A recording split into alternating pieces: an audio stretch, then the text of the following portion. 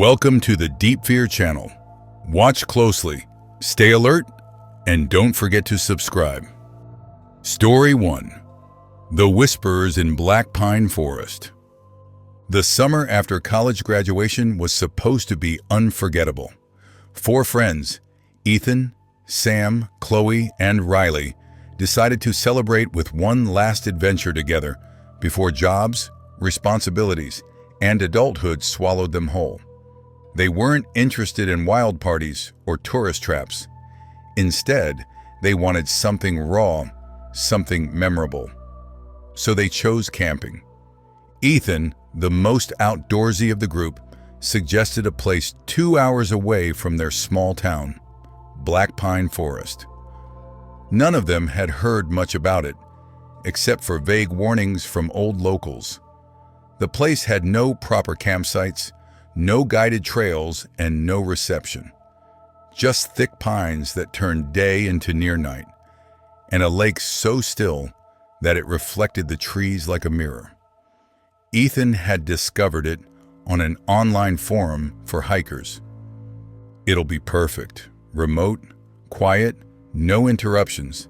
Just us and nature, Ethan said, as he strapped a tent onto his backpack. The others agreed. Chloe, who usually hated bugs and dirt, convinced herself it would be a spiritual detox.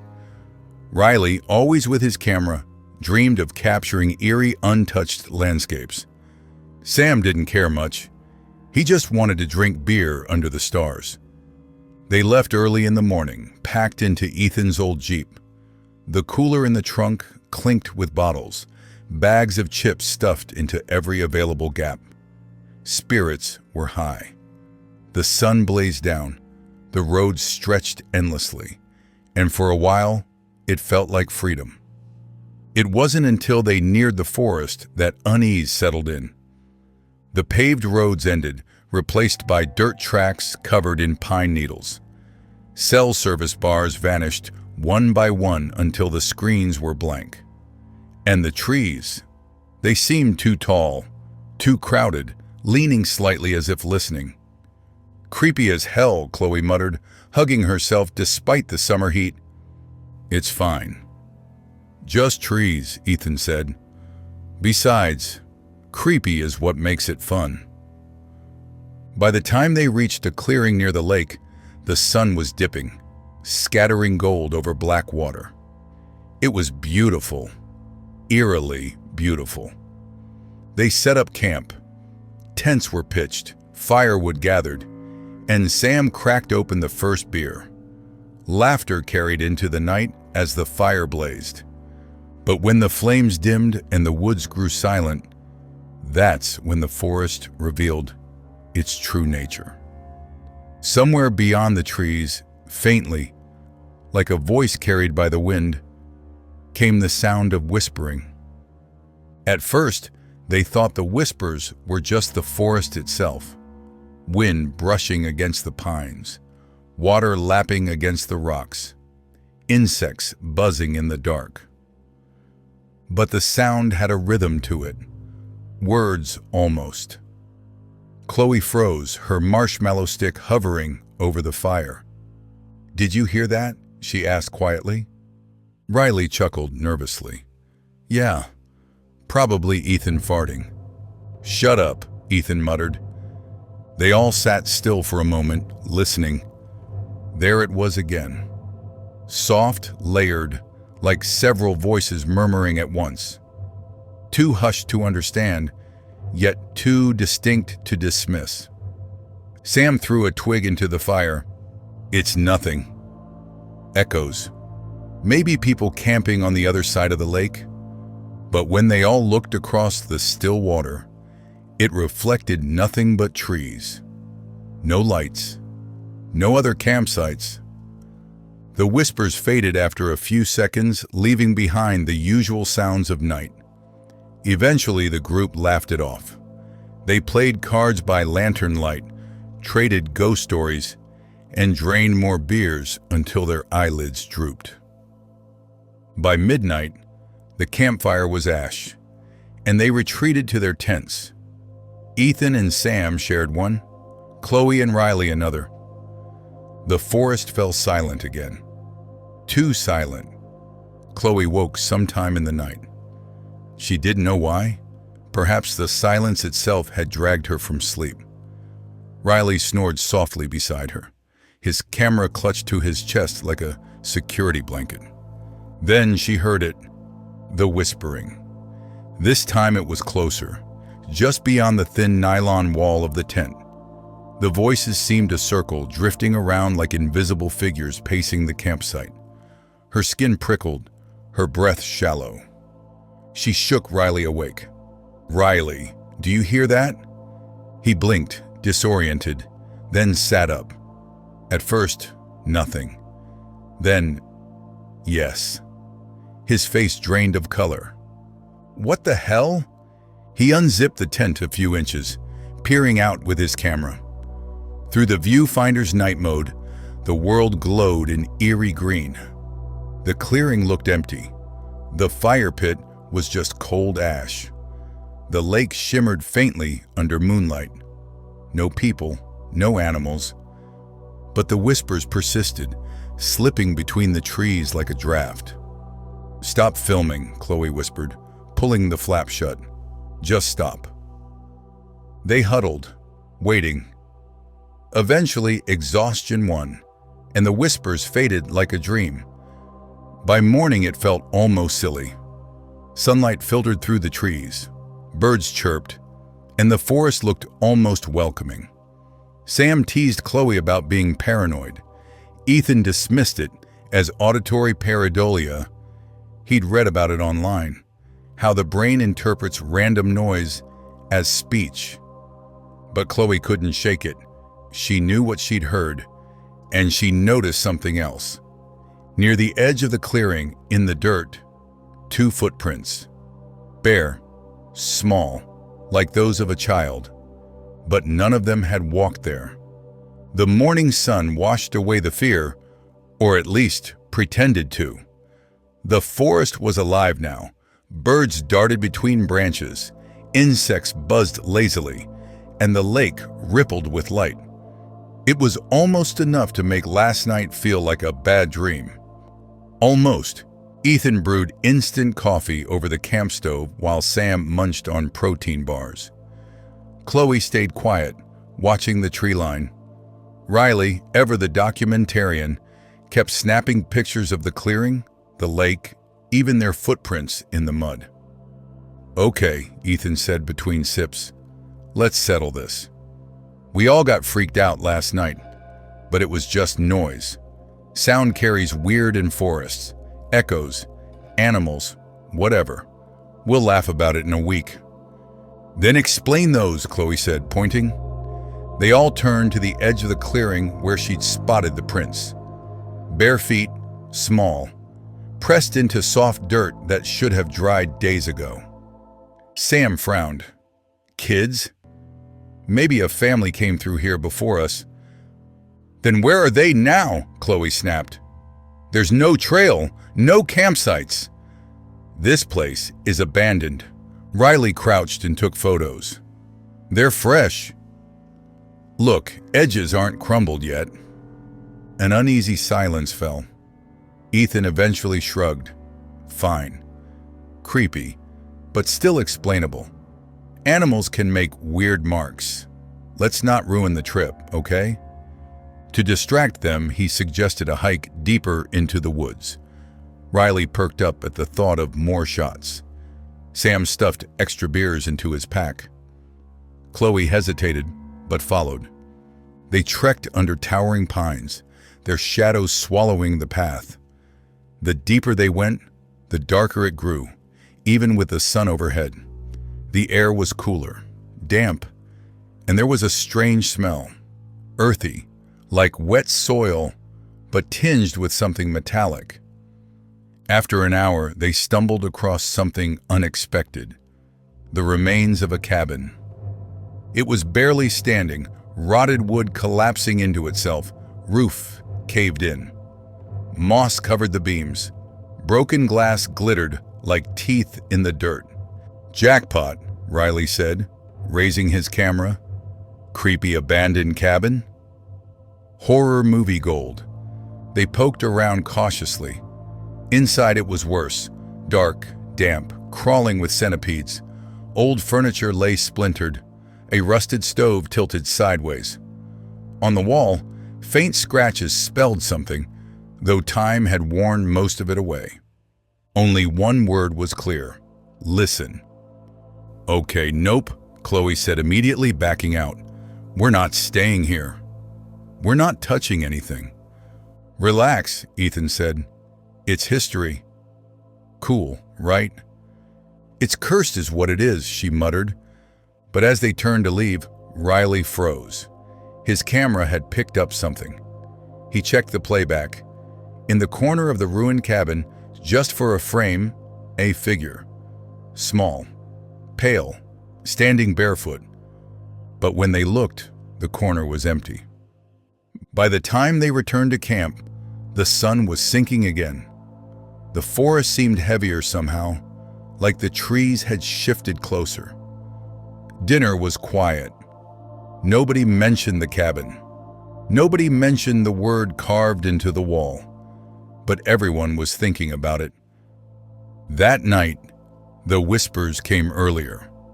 Chloe was the first to hear them again. This time, she didn't wait. She shook everyone awake.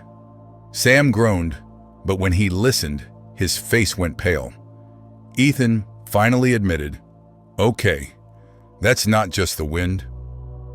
The whispers circled the tents again. Louder now, distinct syllables, though not in any language they understood. Sometimes high-pitched, like a child, sometimes low, guttural, always overlapping, like dozens of throats speaking at once. Riley clutched his camera. "I'm recording this. We need proof." He poked the lens out of the tent flap. Through the night vision, the clearing glowed ghostly. The fire pit, the trees, and then movement. Something darted between the trees. Small, quick, barefoot. Riley cursed under his breath. "I saw it. I swear I saw it." Suddenly, the voices stopped. The silence that followed was worse, crushing, heavy. They sat frozen, every creak of the tent sounding like a scream. Then came a new sound. Knock, knock, knock. 3 slow taps against the canvas wall of their tent. Chloe gasped, slapping a hand over her mouth. Sam swore under his breath. Ethan unzipped a pocket knife, his hand shaking. "Who's there?" he whispered, voice breaking. No reply. Only another knock, this time from the other side of the tent. The knocks circled their tent, first one side, then the other. Slow, deliberate, almost playful. Nobody moved, nobody breathed. Finally, Ethan snapped. He unzipped the flap and lunged out with the knife. "Show yourself!" he shouted. The clearing was empty. The trees swayed silently. No footprints, no figures. Then the whispers returned. Not distant this time, right there. All around them, louder, faster, overlapping until it was like being submerged in a tide of voices. Chloe clutched her ears and screamed. Riley's camera caught something, shapes moving in the tree line. Dozens of them, small, pale, barefoot figures darting just out of focus. Their faces blurred like smudges in reality. Sam bolted. "I'm not staying! Screw this!" He ran toward the Jeep. The others followed, tripping over roots, their flashlights bouncing wildly. The whispers chased them, growing higher, sharper, almost laughter. When they reached the Jeep, the doors were open. Ethan swore. He swore he had locked them. Inside, mud smeared across the seats, small footprints. Then, from the back seat, a whisper hissed directly into his ear. "Listen!" Ethan screamed and stumbled back. Riley fumbled with the keys. hands shaking so badly he could barely fit them into the ignition. The engine roared, and they tore down the dirt road, branches clawing at the windows like hands. Nobody spoke until they burst into the highway, breathless, drenched in sweat. When they finally dared to look back, the forest was gone, swallowed in the rearview mirror. They never spoke of Black Pine again. Riley deleted the footage from his camera, or at least he thought he did. But weeks later, he found the files had restored themselves, corrupted, glitching, yet clear enough to see the figures watching from the trees. Chloe had nightmares of whispers. Ethan developed tinnitus, a constant ringing that sometimes twisted into faint words. Sam refused to leave his house after dark. No one could explain what they had seen, but one thing haunted them most.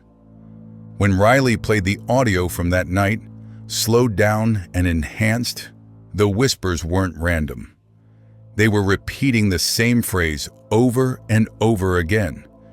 Not listen, not in English, but the translation was clear. Stay. Story 2. The Man with the Lantern. Maya, Jordan, and Chris had been best friends since high school. Now in their mid-20s, they still held on to the old tradition of an annual camping trip. It had started as something innocent, cheap, fun, and adventurous. But this year, Maya was hesitant. The location Jordan picked wasn't on any camping registry. It was a dense patch of woods he found through a hiking blog. Untouched, private, and no noisy tourists, he bragged. When they arrived, Maya immediately noticed how cut off it felt. No cell service. The dirt trail that led there was nearly overgrown. Even the birds seemed quieter, as if the forest itself held its breath. By late afternoon, their tents were up. They cooked hot dogs on a portable stove and teased each other about who would scream first if they saw a bear. Normal, easy laughter. But once the sun dipped behind the trees, the mood shifted. It wasn't the dark that bothered Maya, it was the light. Somewhere deep in the trees, a lantern glowed. Not fireflies, not flashlights. An old dim lantern swinging slowly back and forth, the light dipping with each step of whoever carried it. Another camper? Chris suggested. Jordan squinted. There's no one else here. We didn't pass another car. The lantern swayed closer, then stopped. The light winked out. They tried to laugh it off, but unease settled in. Jordan muttered about hunters. Chris said maybe a ranger, but Maya couldn't stop picturing that faint glow weaving through the trees. Later, as they lay in their tents, Maya heard it again. This time, not light, sound. Crunch, crunch, crunch. Footsteps moving slowly around their camp. Deliberate, heavy. She held her breath, clutching her sleeping bag. The steps circled once, then faded into the woods. In the morning, she checked the ground. Muddy prints surrounded their sight. Large boots, not sneakers. See, Jordan said. Hunter, just passing through. But why circle us, she whispered. The others brushed it off. They spent the day hiking near a creek, skipping stones, pretending everything was fine. But Maya couldn't shake the feeling of being watched. That night, it happened again. The lantern returned, glowing between the trees. This time closer. They could make out the shape of a figure holding it. A tall man, face hidden by shadow. Hey, Jordan called. Who's out there? The lantern froze. The figure didn't reply. After a long moment, it turned, drifting deeper into the woods until the glow disappeared. Jordan forced a laugh. Creepy bastard. Probably just some hermit. But when they finally slept, Maya dreamed of the lantern swaying outside her tent. waiting. By the third morning, the tension was undeniable. Chris suggested leaving early, but Jordan refused. "We're not letting some weirdo ruin our trip. Besides, what's he going to do? Glare us to death?" Still, he agreed they should hike further out, maybe find signs of the man. Bad idea. Deeper in the woods, they found something chilling. A makeshift camp. Not new, not abandoned, something in between. A fire pit of blackened stones. Animal bones strung together like charms. And at the center, a rusted lantern resting on a tree stump. "Okay, nope," Chris said, backing away. Maya's voice shook. "This is his place. We shouldn't be here." Suddenly, Jordan's bravado cracked. "All right, let's pack up and leave tonight." They rushed back to camp, adrenaline fueling every step. But when they arrived, their gear was scattered. Tent stakes ripped from the ground, food supplies slashed open, and dragged into the dirt, scrawled with mud. S-T-A-Y. That night, they huddled by the dead fire. No one spoke. Every snap of a twig made them flinch. And then, like clockwork, the lantern returned. This time it didn't linger at the trees. It entered the clearing. The figure stepped forward, a tall man in filthy overalls, boots caked with mud. His face was hidden beneath a hood, the lantern swinging from one hand, a long hunting knife glinting in the other. "Stay where you are," Jordan barked, trying to sound brave. The man said nothing. He only tilted his head, as if studying them like animals. Then he lifted the lantern, illuminating his face. It wasn't scarred, it wasn't monstrous, just ordinary. Too ordinary. A blank expression, eyes that seemed hollow. He whispered a single word: "Stay." The three bolted. They didn't even grab their packs. Branches whipped their faces, their lungs burned, but they didn't stop. Behind them, the lantern bobbed steadily, impossibly fast, always at their heels, no matter how far they ran. Eventually, Chris stumbled. Maya and Jordan pulled him up, but the lantern glow was already upon them. The man stepped into view, calm, breathing evenly, knife still in hand. "Stay," he repeated. Jordan screamed and hurled a rock. The lantern shattered, plunging everything into darkness. For a moment, silence. No man, no footsteps, nothing. They didn't wait. They ran until they reached the dirt road, collapsing in exhaustion. By dawn, they flagged down a passing truck and escaped. Weeks later, back home, Maya still dreamed of the lantern. She'd wake in the night, convinced she saw its glow at her window. Jordan tried to joke it off, but he stopped going outside after dark. Chris never returned calls. One morning, Maya found something at her doorstep: muddy boot prints, and beside them a rusty lantern, cracked but faintly glowing. The note attached was written in smeared dirt: "You left, but you were told to stay." Story 3. The Cursed Effigy. Darren wasn't supposed to go camping that weekend. His girlfriend had broken up with him, his boss had piled extra work, and honestly, he just wanted to sulk in his apartment. But when his old friend Luke insisted, "It'll clear your head, man," he caved. Luke, Darren, and two others, Jenna and Marcus, headed into a dense woodland park known for its remote trails. Unlike the usual state-run sites, this one had a reputation. Hikers often went missing, trails seemed to shift, and old witch stories lingered in the nearby towns. But the group laughed it off. They wanted thrills, not safety. By evening, they found a secluded clearing and set up camp. The air was unnaturally still, heavy with the smell of damp earth. As Marcus collected firewood, He called out, Guys, what the hell is this?" Leaning against a pine trunk was a crude wooden effigy, sticks tied with twine into the shape of a human figure, its head wrapped in cloth, smeared with something dark. "Creepy art project," Jenna said, though her voice shook. "Someone's idea of a joke," Luke grinned.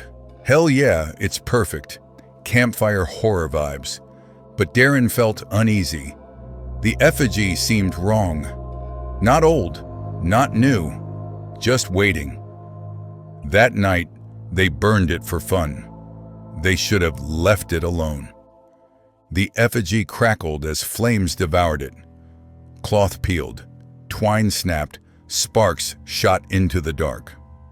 Luke cheered, raising his beer. Witchcraft barbecue. But Darren swore he heard something in the fire, not the crackle of wood. Words, whispered, in a language he didn't know. He turned pale, but before he could speak, Jenna gasped, "Did you see that?" In the smoke above the flames, a shape formed, a face, twisted, hollow-eyed, watching them. "Just smoke," Marcus muttered, though he couldn't meet anyone's eyes. They tried to laugh it off, but the mood was ruined. Eventually, they crawled into their tents, silence replacing their earlier jokes.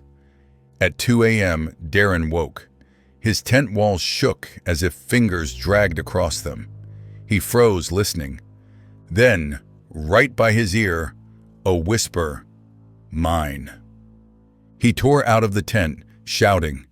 The others scrambled awake. But nothing was there. Only ash where the effigy had burned. And in the dirt around the camp, dozens of bare footprints. Too small to belong to any of them. The next day was worse.